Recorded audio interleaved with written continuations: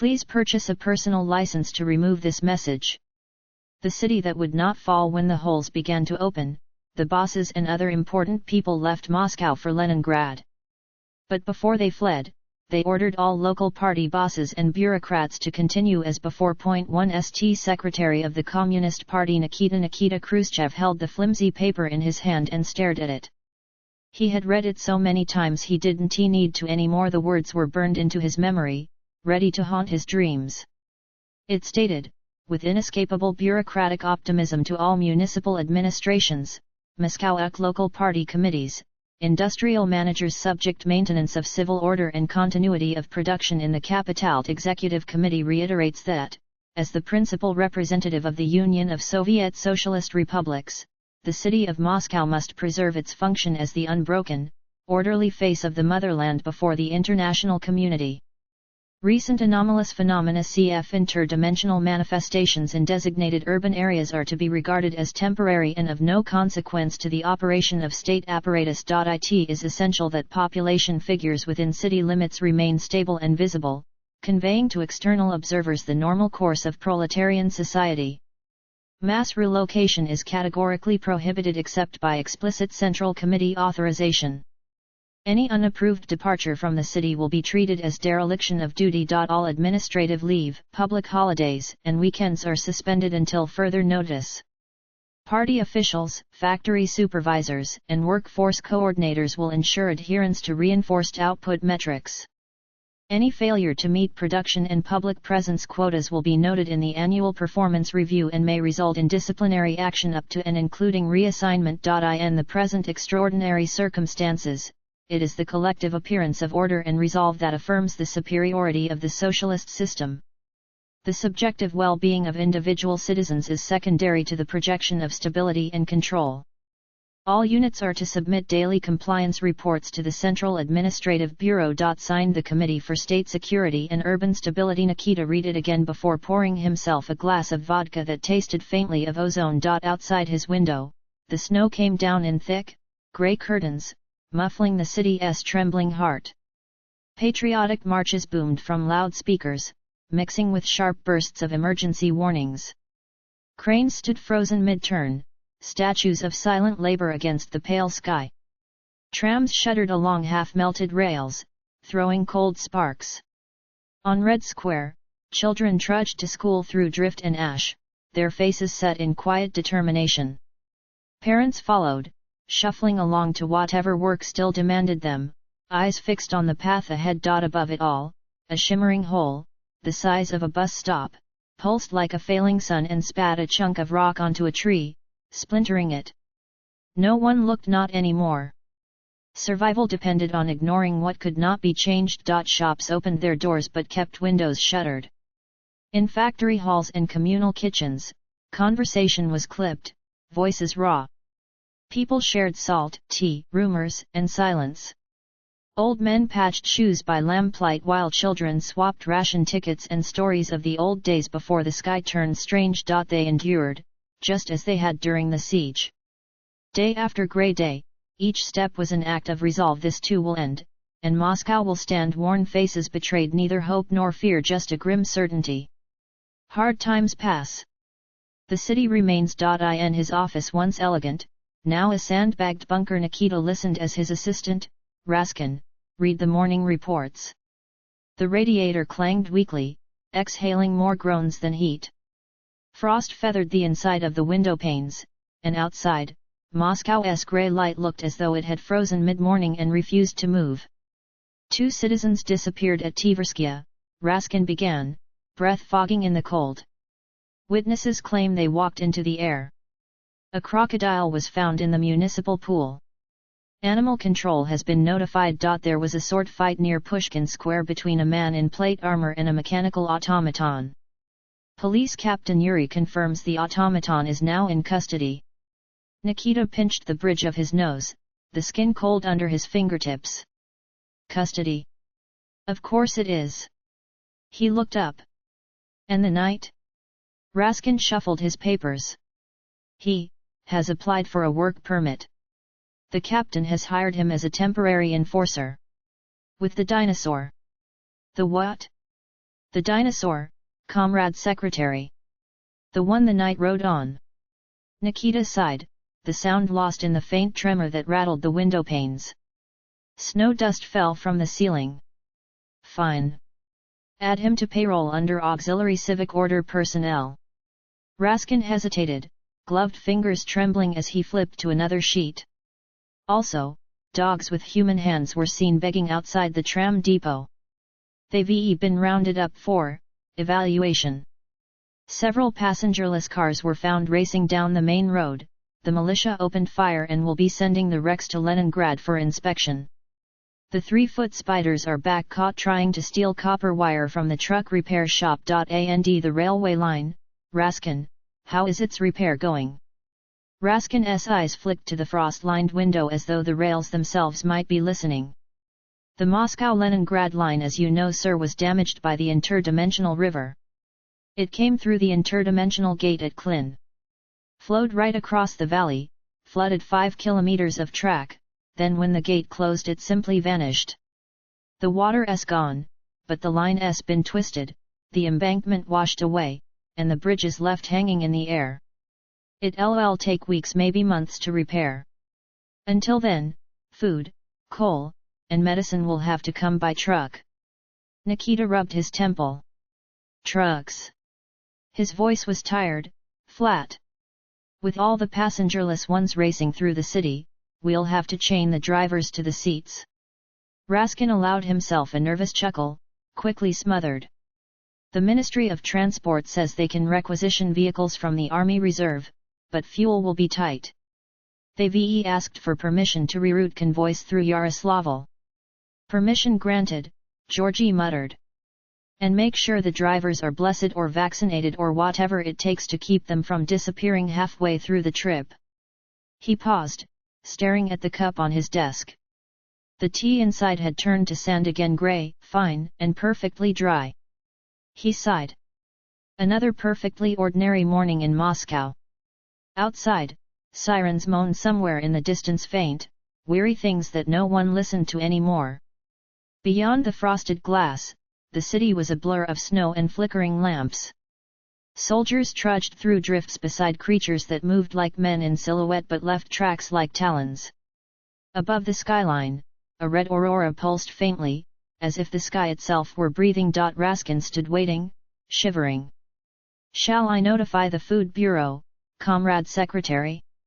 Yes, Georgie said. Tell them to ration flour and coal until the trucks arrive. And Raskin? Yes, comrade?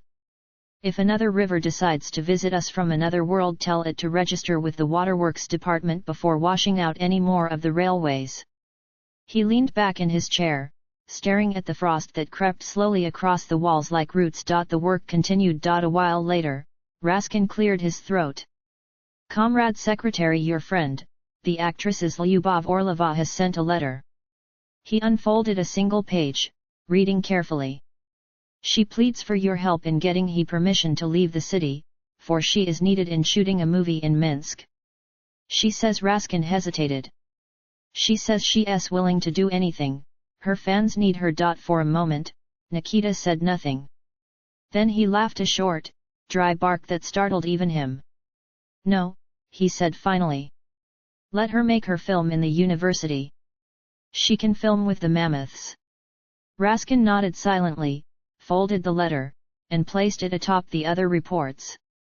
The wind howled outside the bunker walls, and a shower of fine snow trickled in from a crack near the ceiling. And so, more work followed. Outside, Moscow shivered under its frozen sky.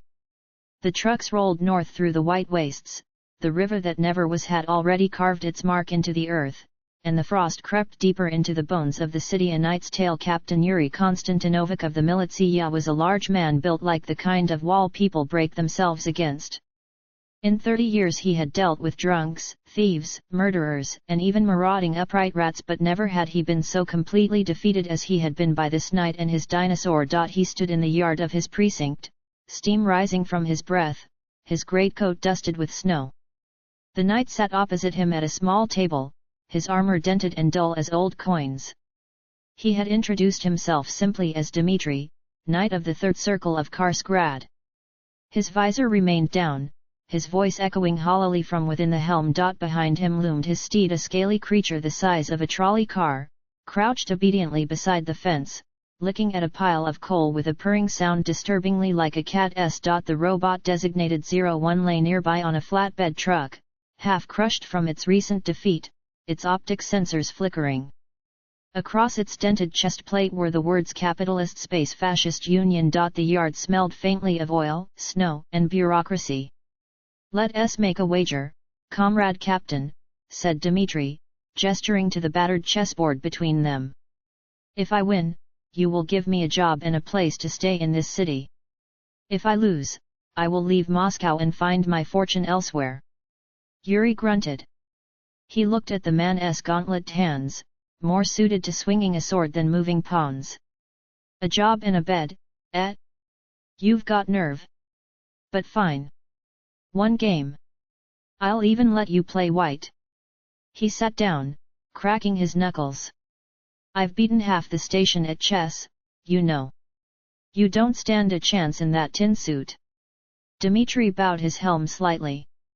"In my world, Captain, we play to remember the dead. Each move honors a fallen comrade. I shall try not to dishonor them today." They began. For a while, the only sounds were the faint clack of pieces and the muffled hum of the defeated robot. Between moves, Dmitri spoke softly. "My world was attacked by the automatons of the Union," he said. "They came from the void, burned our skies, enslaved our people. We rode against them, stormed their iron citadel among the stars. My host had nearly triumphed when the circle opened. I awoke here, in this frozen city, with only my steed and my honor." Yuri moved his bishop, frowning. "You're telling me you invaded their spaceship?" "Yes," said Dmitri simply. Yuri snorted. "And now you're applying for municipal work. Life's funny." He studied the board. He had the knight pinned, the king exposed.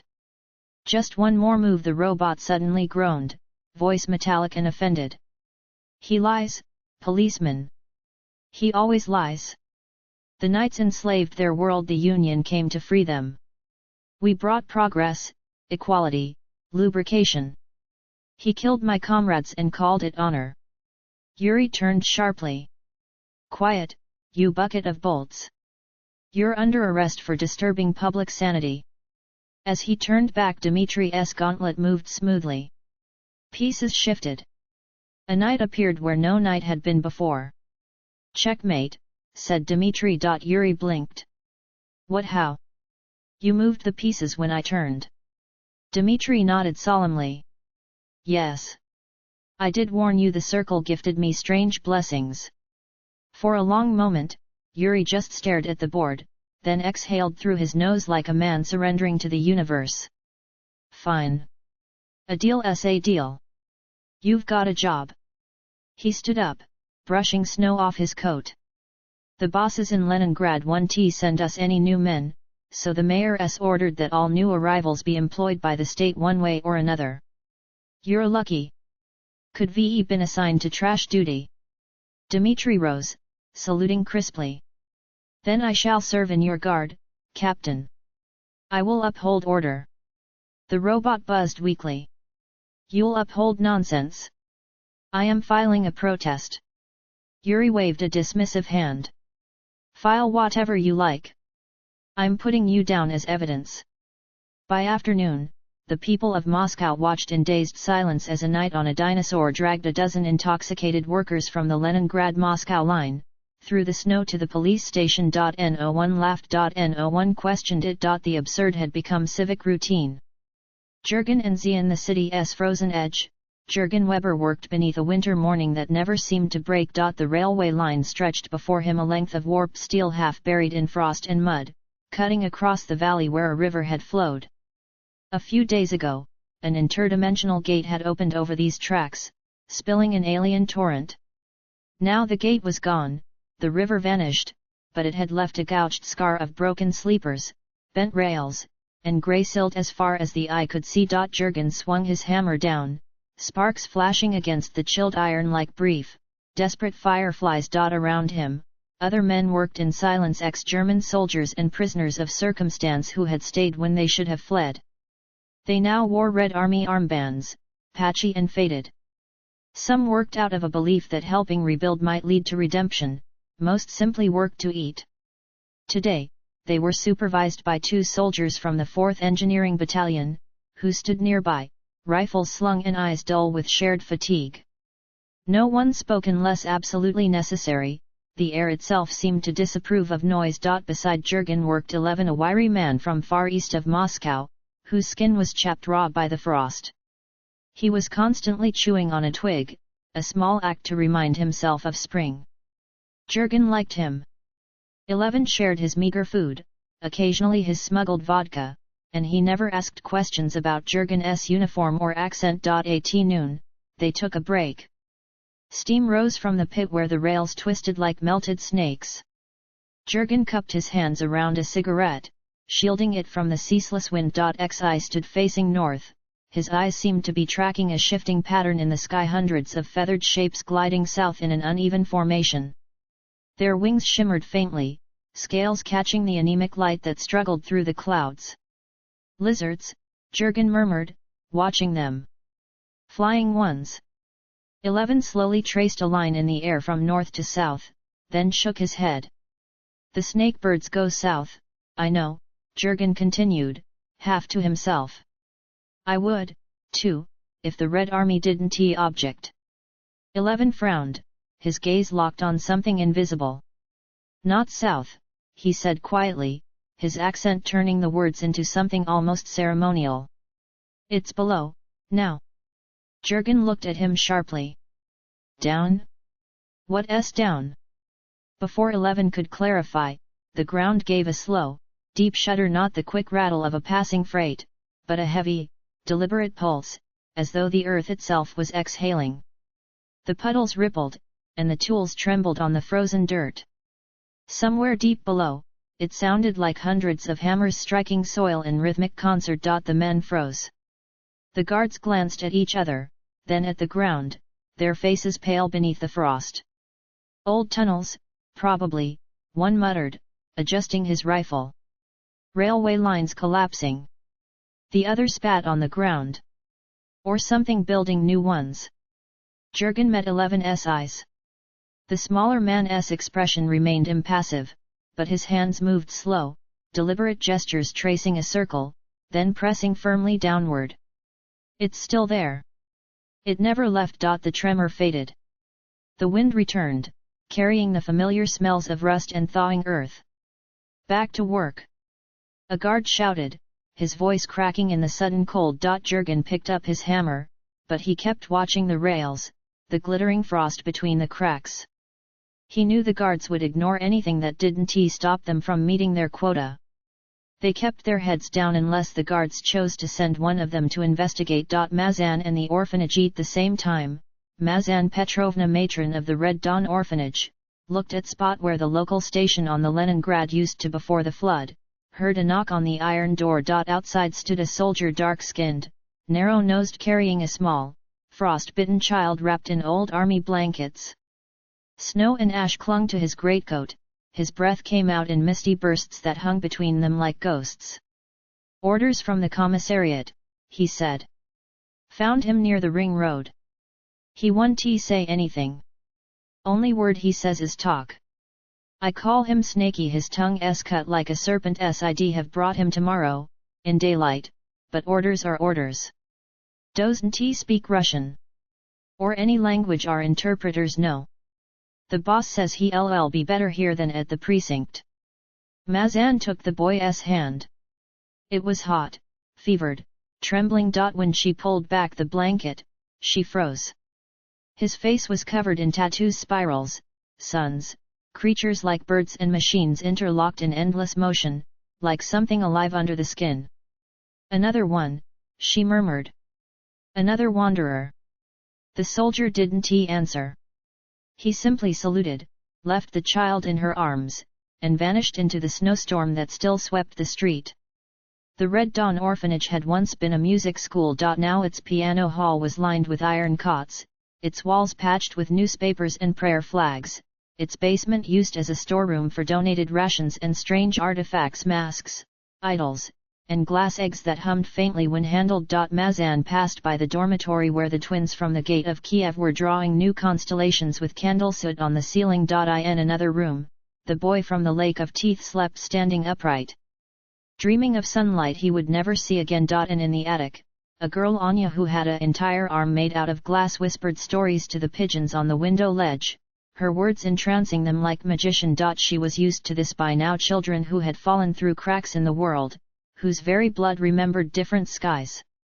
Some had been found in fields, others in cellars or train cars, speaking in tongues older than the alphabet. Most forgot where they came from. Some didn't want to remember. That night, Mazan checked on the new boy again. He was awake, sitting upright in bed, eyes wide open, tracing stars and moons on the peeling wall with his finger. His lips moved silently, whispering sounds that made the air feel colder. It wasn't scribbling. It was map making. The pattern glowed faintly, a constellation, or maybe a route. He was trying to draw the way back home before he forgot it. Mazan let him continue. Some of them needed to do this. They needed closure, and once they found it, they could accept their new lives more easily. When he finally stopped and lay down, his breath misted in the moonlight like fine smoke. Mazan pulled the blanket up to his chin. "Sleep, little one," she whispered. "Tomorrow, you'll meet the others. Tomorrow, you'll have a name." Outside, the wind carried the sound of far-off engines and the moaning of damaged steel bridges. The gates had closed, yes, but Moscow still wasn't done with what had come through. The first secretary evening brief. Nikita Khrushchev sat behind his battered desk.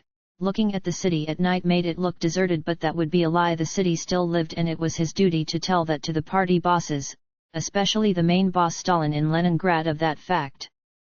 Just as every evening for the last few months, the snow pressed against the glass and the smell of burnt rubber and steel drifted in from the ruined street. He leaned back in his chair and dictated the day's summary to his assistant, Ruskin, who would send it to Leningrad later that evening, where Stalin now conducted the day-to-day business of running the empire from. Operational briefing day 289. City status: Moscow functional.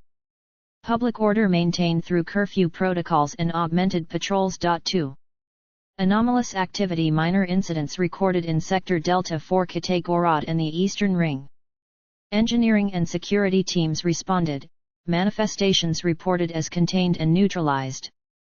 No confirmed civilian casualties for this period. Point 3.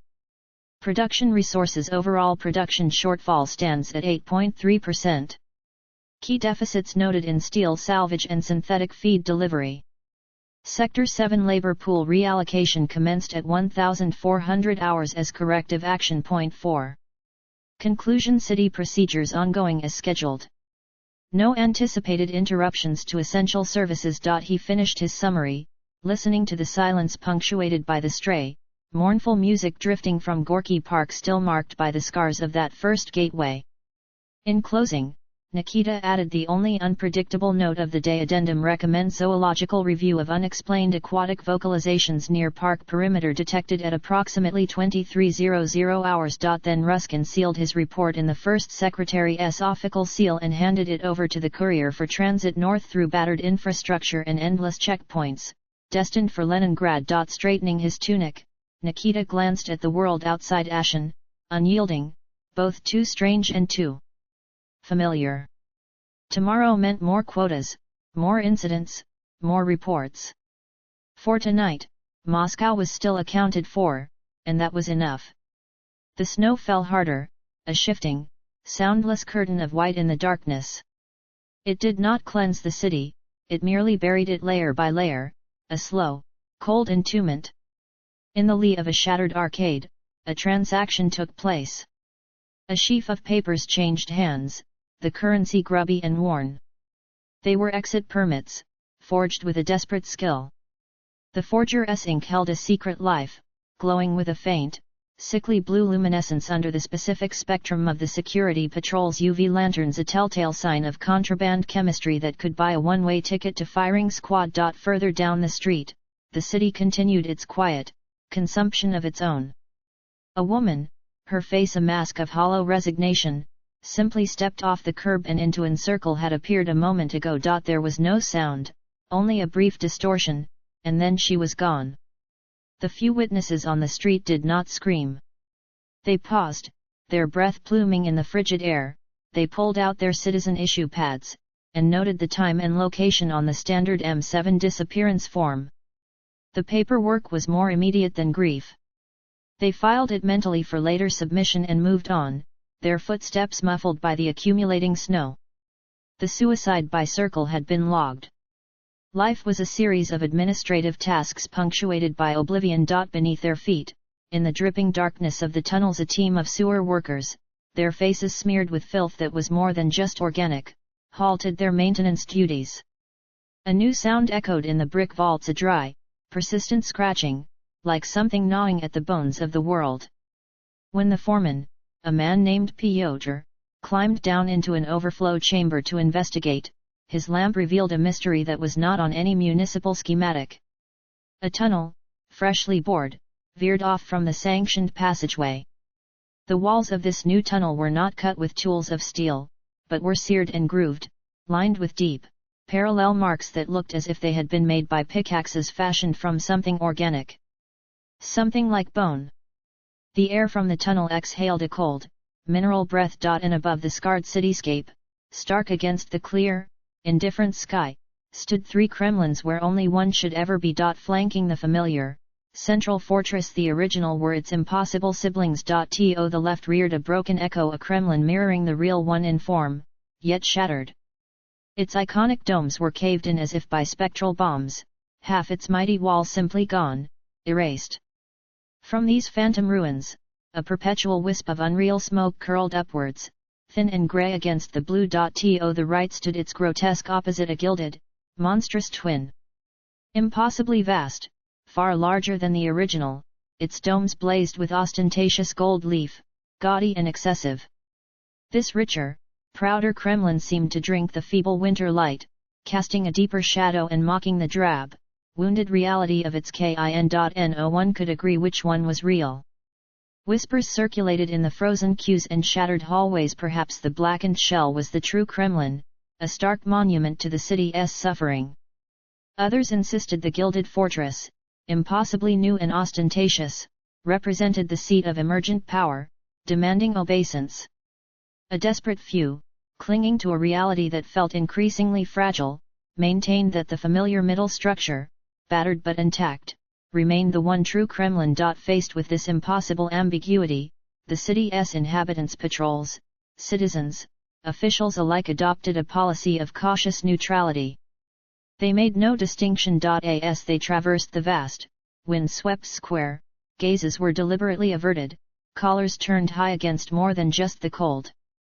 A stiff, uniform salute was offered not to one, but to all three structures. It was simply easier, safer that way.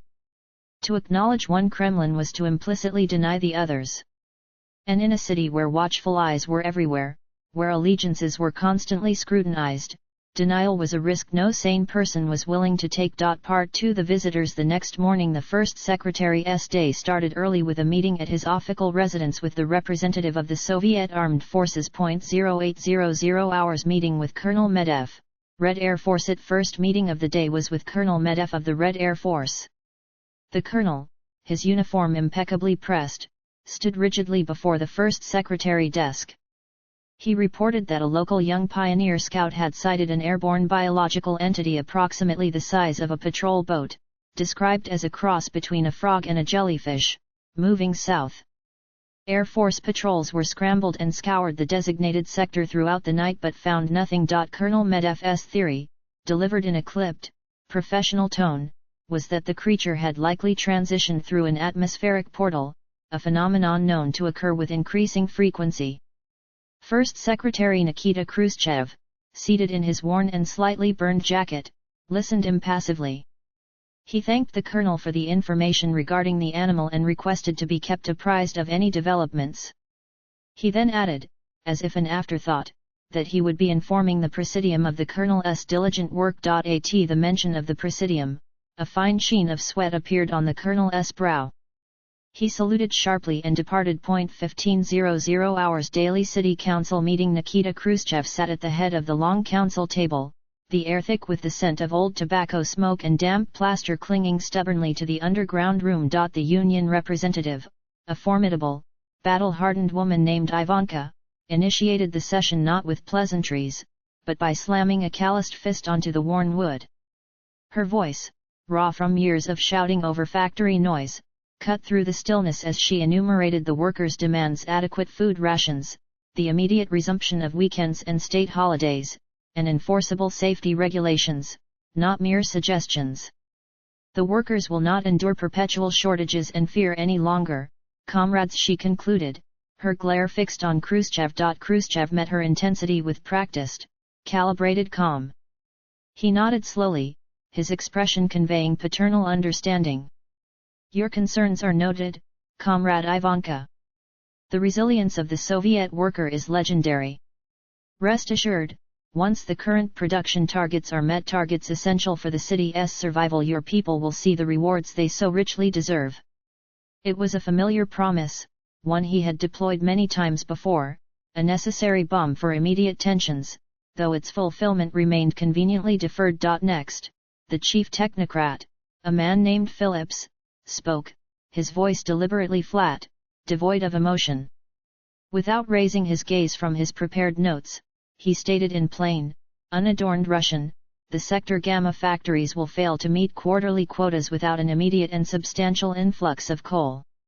He paused, looking directly at Molotov, who served as the meeting's secretary, ensuring his precise words were captured verbatim in the official minutes, a meticulous construction of a paper shield against inevitable future investigations. Nikita, sensing the implicit accusation, smoothly deflected. Comrade Phillips, the coal allocation is hampered solely by the ongoing difficulties within the transport network, he countered, his tone conveying regretful necessity rather than failure. The primary rail lines remain compromised, and the fire at the central depot continues to smolder. The Ministry of Transport assures us that once the necessary heavy transport trucks are released from emergency duty, the coal deliveries will resume immediately. The delay, his careful phrasing implied, resided squarely within another department's failings, not his own. Finally, it was Mikhail Semishastny's turn. The head coach of Dynamo Moscow, looking incongruously healthy in his official team blazer, presented his request with the practiced deference of one addressing the Politburo. The matter, however, was a formality, a pre-arranged agreement finalized in a private meeting the previous evening, facilitated by Moscow Mayor Georgy Popov, who nodded almost imperceptibly as the coach began. Semishastny outlined the proposal. The Dynamo Moscow football team required authorization to travel to Odessa for a friendly exhibition match against the local squad, FC Pishchevik Odessa. He spoke of fostering unity and sporting camaraderie. The true objective, unspoken but understood by those who mattered, was not sport, but morale. The team would travel with their families, a calculated display of normalcy. They would convincingly defeat the B-League Odessa team, providing a much-needed victory narrative. Most importantly, they would serve as living, breathing propaganda, tangible proof dispatched to the rest of the fractured country that Moscow still stood, defiant and operational. Mayor Popov offered his formal, public approval immediately after the coach finished. An excellent initiative, Comrade Semishastny, he stated, his voice carrying the weight of official endorsement. Promoting solidarity through sport is vital. And tell your team they should not feel rushed to return. A prolonged tour, demonstrating Moscow's resilience across the Union, is undoubtedly in the national interest. With these carefully orchestrated preliminaries concluded, the council meeting transitioned to its core, unspoken purpose, the meticulous, daily crafting of the filtered reality to be presented to Leningrad. On the table before Khrushchev, a stack of thick folders lay waiting, each stamped in stark Cyrillic: Daily Transit Report Sector K. The mayor's assistant, Ruskin, a gaunt man who managed to appear impeccable even in the bunker's gloom, adjusted his glasses and began to read from the official daily incident log, dated 13:00 hours. The incidents of day 289. Incident 1: Novodevichy Convent. A large Saracen trader convoy, approximately 40 individuals and 17 pack animals, emerged outside the convent perimeter 12 hours ago. The group, suffering from acute dimensional disorientation and exposure, was collected by the people at the convent before succumbing to the cold. The Mother Superior reports the Saracens are looking well, warming, and are being administered rations. Fine, said Khrushchev, dismissing the dimensional refugees with a flick of his wrist. Send a detachment from the Public Safety Ministry in the morning. Check on their welfare, log the cargo, and begin the usual political processing. Ruskin continued, his voice never changing. Pitch Incident 2 Bolshoi Theater Perimeter. An Inder family consisting of 1 adult male, 3 adult females, and 2 juvenile males was discovered near the Bolshoi Theater at 0900 hours. When apprehended by the militia, they had been consuming found foodstuffs non-stop for 5 hours. Upon arrival at the local station, the oldest adult male expired. A cold silence descended. The initial post-mortem medical report indicates the deceased was suffering from a parasitic brain infection, an organism previously unobserved. Subsequent X-ray analysis of the surviving group members confirms all are victims of this parasite. The militia is holding the survivors in separate quarantine cells. Ruskin looked up, meeting Khrushchev SI. The doctors at Moscow University's biocontainment lab wish to study the parasite and the hosts. Does anyone see any problem with this? No one moved.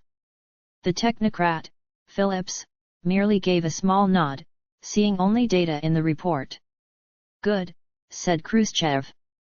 Seek immediate transport of the dead subject and the living specimens to Moscow University. Full security detail. No press. Incident 3 Maritime anomaly in Moscow Canal. Ruskin paused, a flicker of something almost like amusement crossing his thin lips. He cleared his throat. Comrade Secretary, you will appreciate the strangeness of this entry. We have pirates in the Moscow Canal. The canal incident 3 ships, small caravels, their masts splintered and sails stiff with frost, had appeared at dawn in the canal near Krasnov Bridge.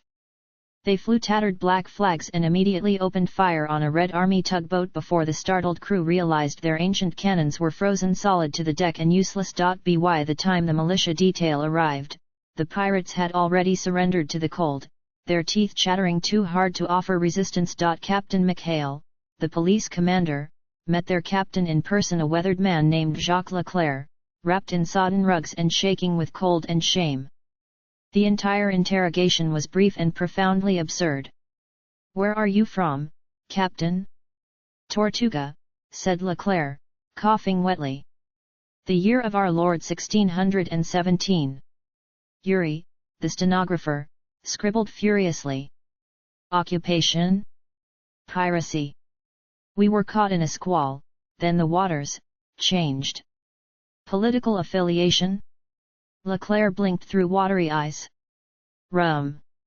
By evening, the 16 bewildered pirates, still dressed in layers of tropical linen and patched velvet, were being paraded through the streets in an open truck, guarded by police. Freezing Muscovites came out of the ruins to gawp. Children clapped in disbelief. Old women, shaking their heads at the sheer impossibility of it all, crossed themselves quickly. The Red Army quickly confiscated the 3 ships for scientific study and resource extraction. The people stood at the edge of the port and watched the wooden skeletons being dragged into dry dock, their planks steaming in the biting cold as a fresh layer of snow began to settle on the decks. For the first time in days, the entire city laughed, a brittle, shared sound of temporary relief, a brief, absurd distraction from the 3 Kremlins looming overhead.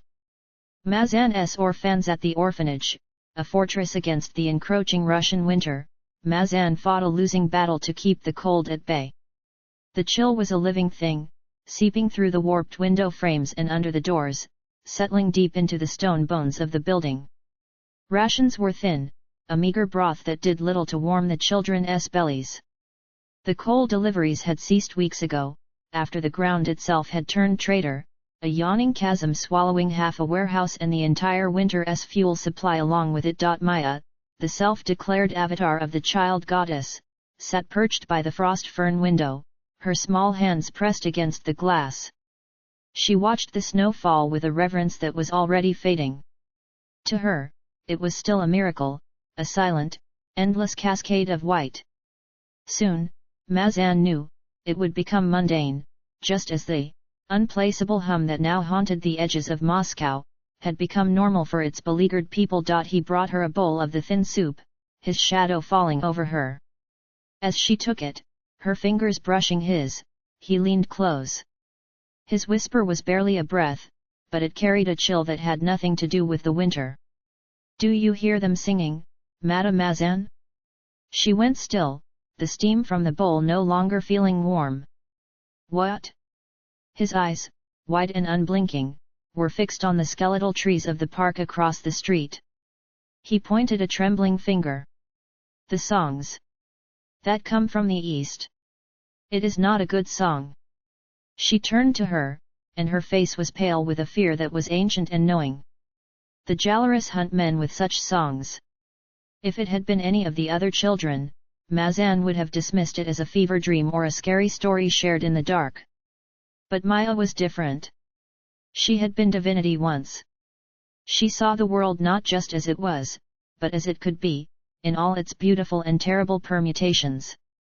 That night, after the children were put to bed, she double-checked the locks on every door and every window, her heart thudding a frantic rhythm against her ribs. When sleep finally took her, it was not a respite. She dreamed of a vast, frozen sea, its surface a sheet of milky, clouded ice.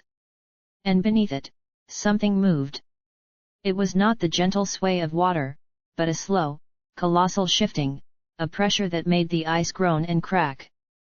Then, the eyes appeared. Dozens of them. Hundreds. They bloomed in the depths like drowned lanterns, each one a sliver of phosphorescent green. They did not see, they pulsed, blinking in a discordant, hypnotic rhythm that was horribly synchronized with the distant singing from her waking world. They were moving, she realized with a terror that locked her breath in her throat. They were moving towards her. The underground rumor the next morning, the city's unease had a new source. The sewer workers, a hardened and pragmatic lot, flatly refused to descend. They gathered in sullen groups, their voices low and edged with a fear no foreman could shout down. They spoke of something vast moving in the tunnels below the streets, a shape of shifting darkness, from which hundreds of long, thin appendages unfolded. Each hand, they claimed, gripped a spectral pickaxe, and with a sound like bone on stone, they were carving. The new tunnels, they whispered, didn't reflect light, they glowed from within with a faint, malevolent luminescence, as if the very earth were heated by buried coals. The rumor reached the authorities, who dispatched a team from the zoo, men and women accustomed to tracking and capturing dangerous creatures. They went in with high-powered lamps and determined faces. They returned an hour later, their professionalism shattered. Their faces were the color of bleached bone, and their gear was in disarray. One man could not stop shaking. When the team from the zoo returned, pale and shaken, their story began to cohere into something far more terrifying than rumors. Once the initial shock wore off and they could find the words, they described what the broken camera could not fully capture. They spoke of a labyrinthine city beneath the city. Not cramped maintenance tunnels, but vast, arched passageways, tall and broad enough to drive a truck through. The walls were smooth, as if fused by tremendous heat, and they emitted their own sickly, bioluminescent glow, a pallid, greenish light that pulsed faintly, like the slow beat of a colossal heart. It was not a natural cave system, it was an excavation. A den. And the overwhelming, instinctual conclusion that settled on each of them was a single, chilling imperative: something massive was creating a home for itself. It was best, they whispered, to leave it utterly and completely alone. The photographs, when developed, seemed to confirm this awful truth. The blurred red lines were not just random static. To Mazan, looking at them with a growing horror, they now looked exactly like a sprawling, subterranean circulatory system, a network of arteries feeding a heart that beat deep below their feet, the coral palace by the bruised light of dawn, a massive cathedral of coral and nightmare had risen from the placid surface of Sir Bryony Bore Lake. Its spires were braided pink and white flesh, its arches buttressed by living bone, and the whole structure hummed with a low, pervasive thrum that was felt in the teeth more than heard. They came by the dozens, a procession of the lost and the displaced. Factory workers in their coveralls walked beside cavemen clutching stone axes, their furs dripping meltwater. Medieval monks chanted hymns that tangled with the panicked questions of miners from the Yankee town that had materialized at the city's edge a month prior. Even a Red Army general, his uniform impeccable, marched with a trance-like resolve into the shallows. All were drawn by a siren call that resonated not in their ears, but in the very marrow of their will. The palace walls breathed, their surfaces glistening. Inside, through vast, pulsing apertures, luminous shapes drifted. They were beautiful, in a way that tightened the throat. Willowy figures with the lower bodies of octopuses, their human faces serene and alien. Their clothes were not cloth, but shifting, iridescent patterns of cultivated bacteria that swam over their skin. The people on the shore babbled, their words slurred, their eyes glassy. A woman in a tracksuit wept, her body shaking with sobs that didn't seem entirely her own. "My husband won tea make it," she keen to know one. "He's still at the supermarket." It was Saturday. There was a sale. A girl named Anya, her pupils wide and dark, kept turning to the cavemen, the monks, the miners, and asking with a terrible, polite emptiness, "Where are you from? Where are you from?" The Yankee shopkeeper, a man out of time, simply repeated his final worldly concern like a mantra. "Budweiser 6-pack is 2 for 1. Then the palace pulsed, a great, visceral contraction that sent ripples across the lake. The voice returned, but this time it was not inside their heads, it was the air itself that spoke, the molecules vibrating with intent. "Your existence is nothing but pain. We will heal you. Come be with us. Become one with us." As one, the crowd sighed, a sound of profound relief. They walked forward, deeper into the freezing water. They did not flinch as the cold stole their breath. They did not struggle as their clothes grew heavy. They were going home. The octopus women descended, their movements a liquid grace. To the entranced, they were embracing loved ones, playing, drawing them into a gentle, welcoming dance. A miner laughed as a creature with the face of a Renaissance Madonna wrapped a sleek, powerful tentacle around his chest. He nuzzled into her bacterial robes, sighing in ecstasy. The watchers on the shore, had there been any with their minds intact, would have seen the truth. The tentacle that caressed also constricted. The embrace was a butcher-esque grip. The playful tug was a brutal dislocation of a shoulder. The beautiful mouths, when they opened, were lined with needle-sharp chitinous teeth. They did not eat so much as they unmade, tearing away great, bloody gobbets of flesh, the red a shocking violation against the pearlescent pinks and whites. The victims sighed and cooed through it all, their bodies being dismantled while their stolen minds swam in visions of paradise. It was then that the sky tore open. A vortex of impossible colors swirled directly above the palace, and with a sound that broke the world, a massive, acres-long Mayan temple complex plummeted downward. It was stone and age and a different kind of magic altogether. It struck the coral palace not with an explosion, but with the final, crushing weight of an epoch. Spires of flesh shattered.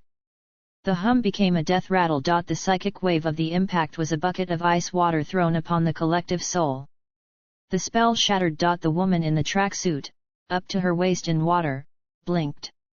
The euphoric mask melted from her face, replaced by a dawning, gut-wrenching horror as she saw the thing that held her, its true, hungry face inches from her own, its tentacle a vice of crushing muscle around her ribs. She saw the blood clouding the water, the floating, gnawed limb of the caveman. She heard not laughter, but the wet, tearing sounds of consumption. A scream ripped from her, raw and real. It was echoed by a dozen others as consciousness returned, bringing with it the full, monstrous understanding of their situation. They were not being welcomed. They were being devoured. Panic erupted. They thrashed, they scrambled, they fought their way back toward the shore, away from the dying palace and its beautiful, horrifying inhabitants. They stumbled out of the freezing water, retching and shivering, into the arms of the Red Army soldiers who had come searching for their missing general.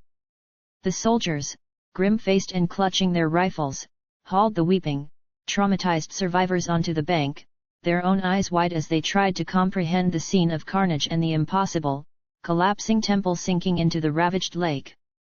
Secretary Night report that evening. First Secretary Nikita Khrushchev sat in his office, the heavy curtains drawn against the deepening twilight. The only light came from a green-shaded lamp on his desk, pooling over the blank page his aide, Raskin, held ready. Khrushchev's voice was a low, steady rumble as he dictated the day's events for the bosses in Leningrad. Raskin entered, his face ashen, a piece of flimsy paper trembling in his hand. "Comrade First Secretary," he stammered. "The general, he didn't make it. His subordinates are distraught. They want to deploy heavy explosives to the Coral Palace and kill mermaids." "Write the report," Nikita interrupted, his voice cutting through the aide's panic like a shovel through cold earth. He didn't turn from the window. "We will collect these creatures alive. Tell the zoo people to make it happen. I want specimens. Living specimens." But the soldiers, they saw what those things did. "The men are shaken," Raskin pleaded. "They are soldiers," Khrushchev said, the finality in his tone absolute. "They will follow orders." He turned back to the window, dismissing the man. Beyond the glass, beyond the snow settling on the Kremlin walls, Moscow glowed. Not with its usual golden electric light, but with a faint, sickly pink, a reflection of the dying palace in the lake, a color that seeped into the very night air. He reached for the coffee on his table. The porcelain cup rattled softly in its saucer, the only sign of the tremor in his hand. He stilled it, and spoke, his words for the record now, clean and precise. "City stable. Situation developing. Moscow continues." Raskin, his hand shaking, transcribed the dictation into the official log. Operational briefing day 290I. City status: Moscow functional. Public order maintained through curfew protocols and augmented patrols.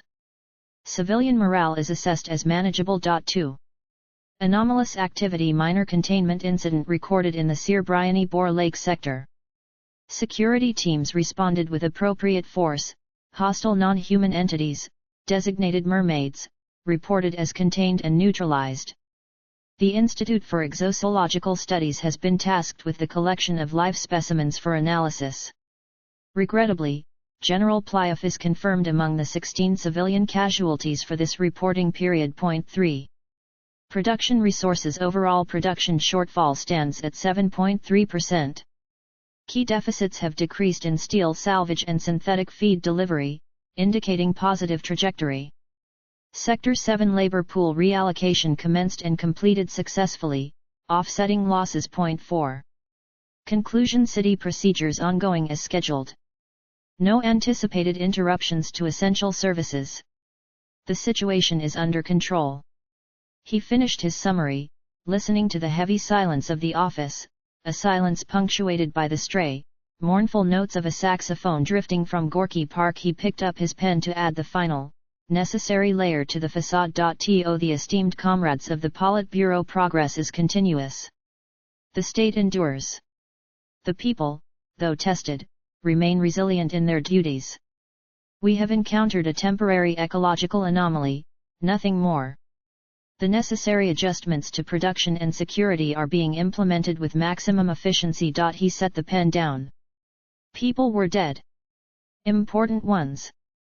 But that didn't matter. The only thing that mattered was the facade of a strong Soviet state continued.